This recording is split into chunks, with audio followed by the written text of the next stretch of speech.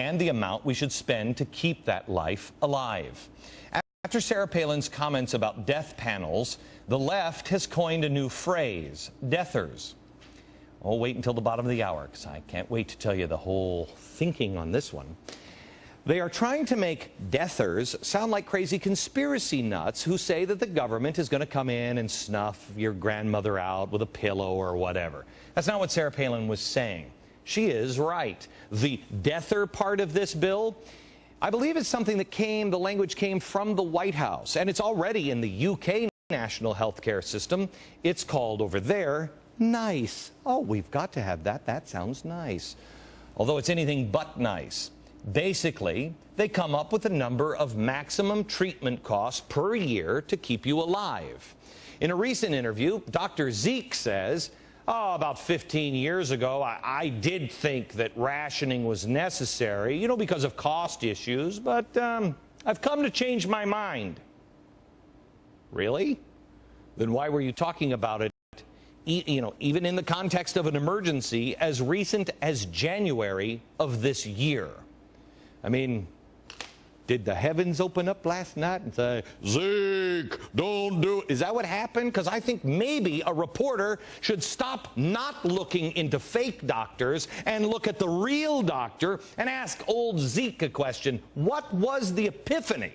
Was it, hey, you know what? I'm from the SCIU. You need to shut up here on that, okay? You know what?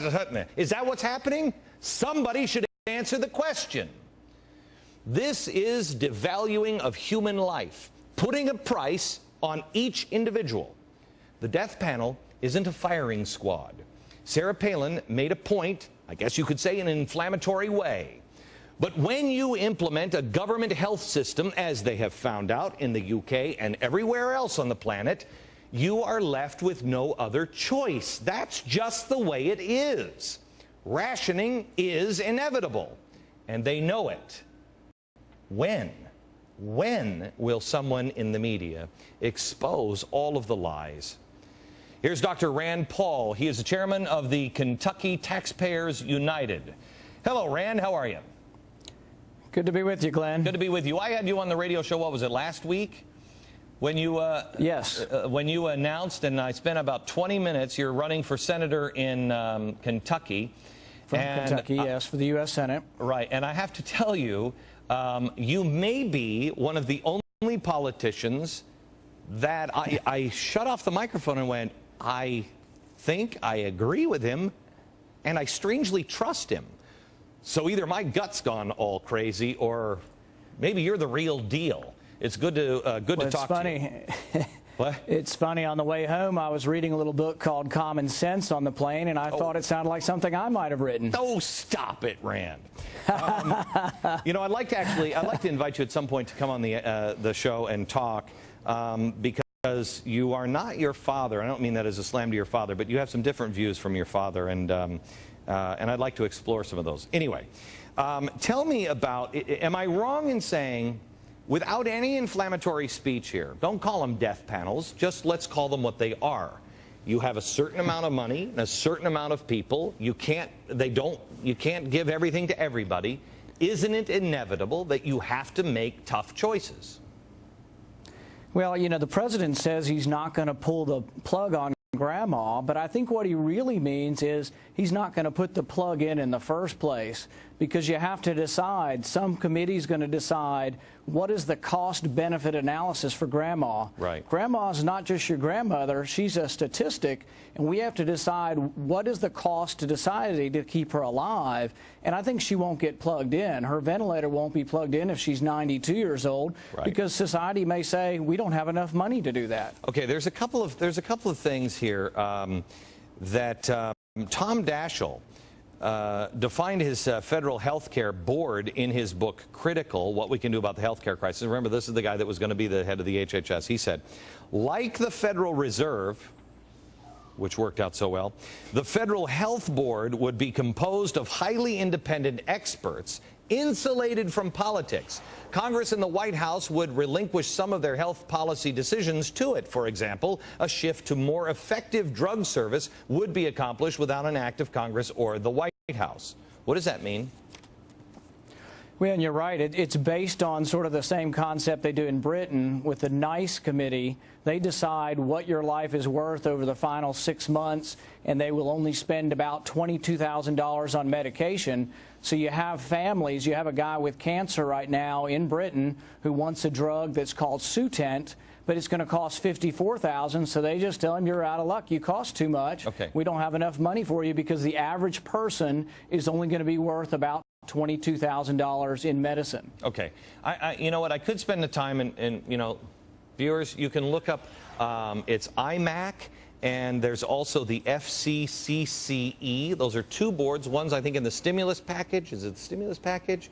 And the other one is in the health care bill.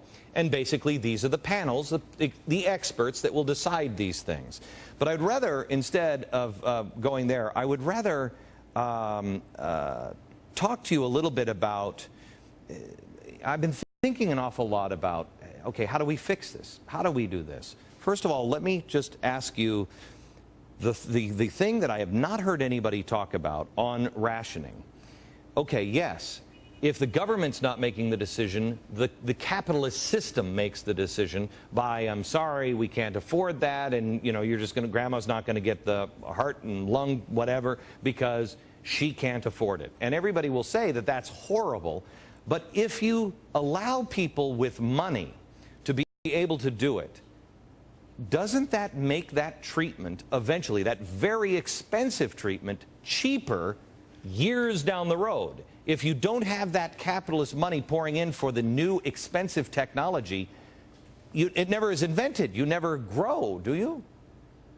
Exactly. I remember as a kid, the first calculator, $300, and all it did was add, subtract, multiply, and divide, and now you get fabulous calculator/computer for $30. So yeah, the price comes down as you open up to the marketplace and more people can engage in buying the product.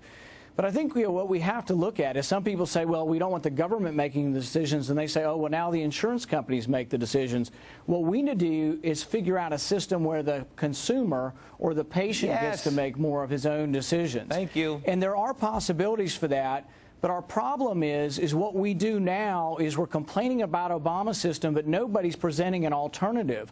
What I'm saying is there is an alternative. What you need is multi-year insurance. You need health insurance to be more like term life insurance.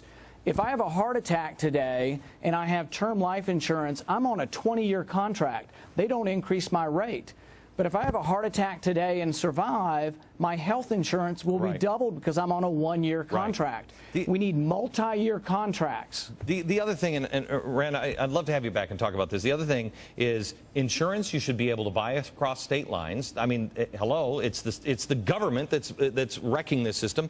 And also, you and I talked about an idea of giving tax breaks to doctors. I mean, here they are. There's these evil rich people. Give them tax breaks if they will go work in a clinic, if they will see, you know, poor people. Let them write all of that off, and you'll let the system fix itself.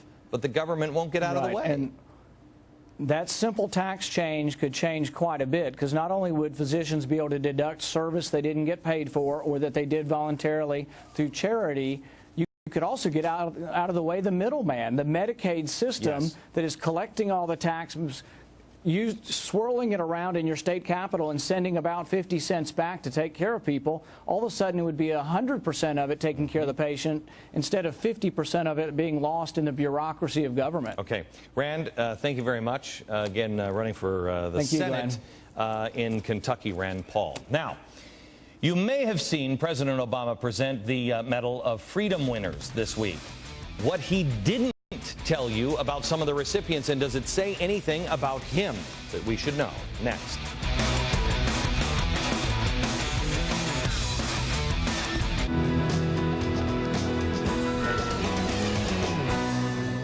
This program is brought to you by Pearl Vision. We want you to see more. Okay, you're all set. There's lots of things that make Pearl Vision different, like no surprise cost at our registers. And our offers are different, too. Right now, it's